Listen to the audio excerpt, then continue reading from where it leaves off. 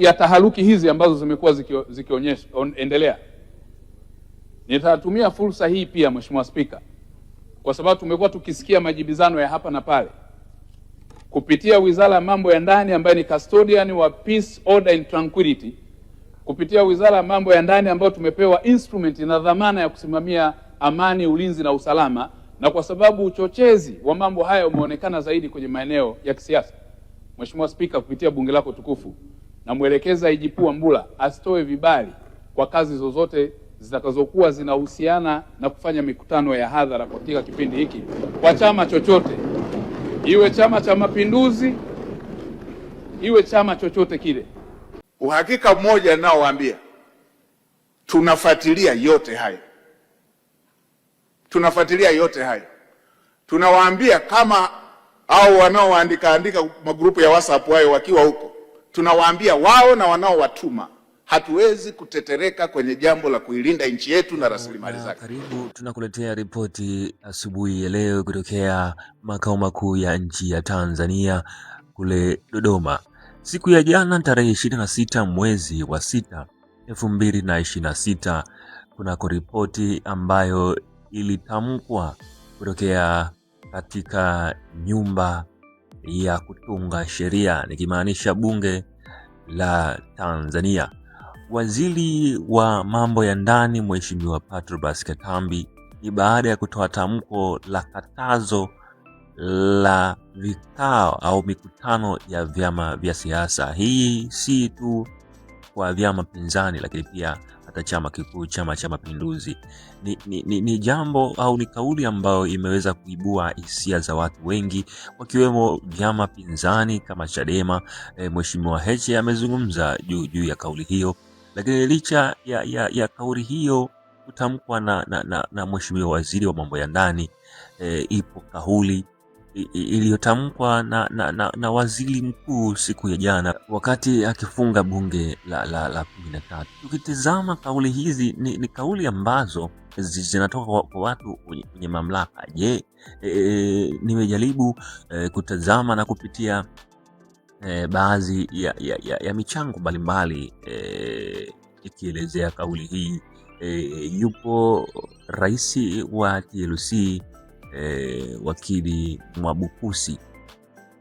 Huyu ni mwanasheria na yeye amekanusha kwamba tamko alilolitoa waziri wa mambo ya ndani ni tamko zito ambalo alimruhusu yeye kutoa kauli hiyo.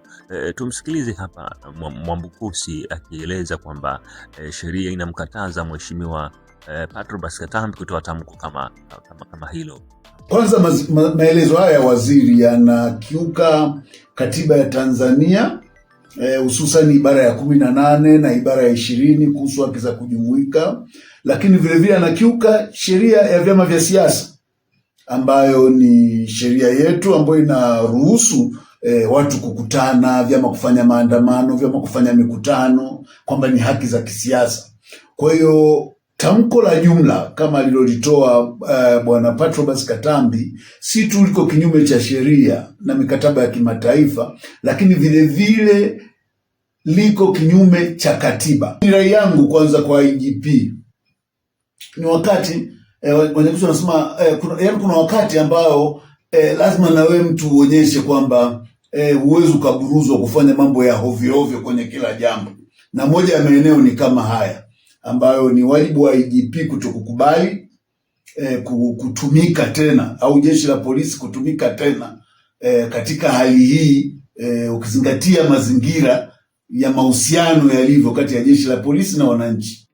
Tukimsikiliza Mheshimiwa Mwabukusi ametoa mawazo kwa Mheshimiwa IGP Camillus Wambura kwamba ni wakati sasa wa kutopokea maelekezo ambayo yanaenda kubomoa nafasi ya jeshi la polisi au kwa nafasi ya mkuu wa jeshi la polisi. Sasa kauli hizi zinaanza kuonekana ni tata.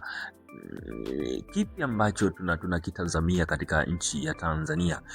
Licha ya kumsikiliza Mheshimiwa rais wa TLC Mwabukusi, tumsikilize pia John Heche akizungumza juu ya kauli aliyotoa waziri wa mambo ya ndani Patrobas Katambi.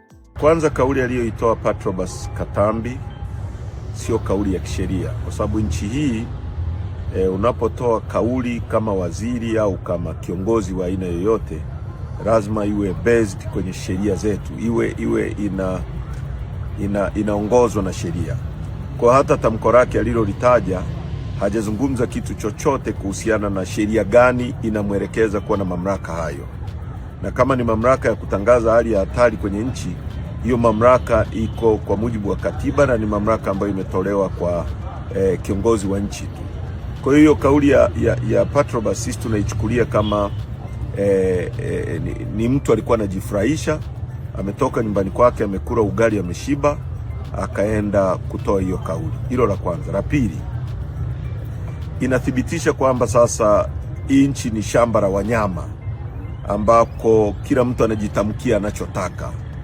Polini kule ndio kuna rule of the jungle au survival of the fittest, ambako mnyama simba anaweza kuamua tu akamtafuna swara kwa sababu anamzidi nguvu bila sababu na haulizwi na mtu yoyote.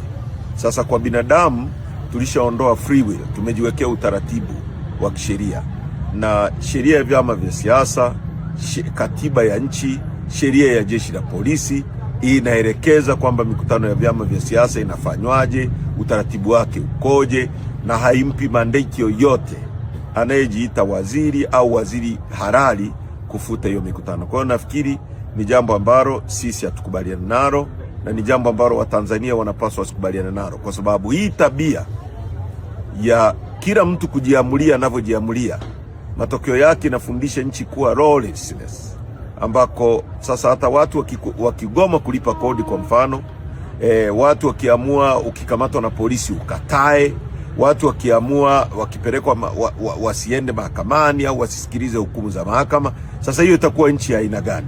Nchi ambayo watu hawana utaratibu, kila mtu anajifanyia anavyotaka. Ndio wanachofundisha, lakini sisi hatutakubali, na nafikiri na wadau wengine wote wa demokrasia duniani, vyama vya siasa visikubaliane na uhuni huu wa Patrobas Katambi. Asante. Kauli hizi za hawa watu wawili kati ya rais wa TLC Mwabukusi na kauli ya makamu mwenyekiti wa chama cha Chadema John Heche ni kauli tata zote ambazo zinampinga waziri wa mambo ya ndani Patrobas Katambi. Je, serikali inachukuliaje hatua hii nzito baada ya tamko zito kutolewa katika chombo kikubwa katika taifa hili la Tanzania? Wapo ambao wamehusisha kwamba Patrobas Katambi anavaa mamlaka ambazo sio za kwake. Licha ya kauli hiyo, zipo kauli ambazo aliwahi kuzitoa Patrobas Katambi akiwa katika chama cha Chadema. Ulisimamia wakasema fedha hizi sio za umma. Zaidi ya bilioni 309 zilitoka kwenye akaunti kwa siku moja kwenye benki na zikaingizwa kwenye transactions za Mkombozi benki. Mkakumbuka Rugemalila alihusika, lakini pia na Habit Singset ambaye amekamatwa, huyu Singa. Mbali na kukamatwa hawa, sisi Chadema tunasema hawa ni punda tu waliokamatwa. Wapo wenye mzigo na wapo wenye punda, ndio tunataka wakamatwe. Waliokamatwa akina Rugemalila na Singset, hawa ni punda tu walikuwa wanatumika kupitisha fedha hizo na kuibia nchi hii. Ambao ni punda, ambao wanaomiliki punda na wenye mzigo, wapo watu wanafahamika kama gavana wa benki kuu ambaye alisaini fedha zile zitoke, lakini pia katibu mkuu wa wizara ya fedha hazina naye alisaini fedha hizi zitoke. Wako wapi? Hawajachukuliwa hatua. Mheshimiwa Chenge, huyu mbunge ambaye kila dili ya wizi yumo, naye pia achukuliwe hatua na afikishwe mahakamani kama walivyofikishwa hao. Lakini pia tunatarajia Mheshimiwa Ngereja ambaye alikuwa ndio waziri wa nishati na madini kwa wakati huo. Je, kwamba kauli zinakinzana kati ya zile alizokuwa akisimamia kama mwanasheria lakini pia kama mwanachama wa Chadema? Je, tunaona kikwazo kiko wapi? Kiko kwenye chama kwamba hata leo tukimtoa John Heche kutoka kwenye CCM kwenda Chadema, akienda chama kikuu au chama kingine tutamkuta ni John Heche mwingine. Nipe maoni yako hapo kwenye comment, lakini pia usiache kusubscribe na kulike. Karibu sana, hii ni Mars Media.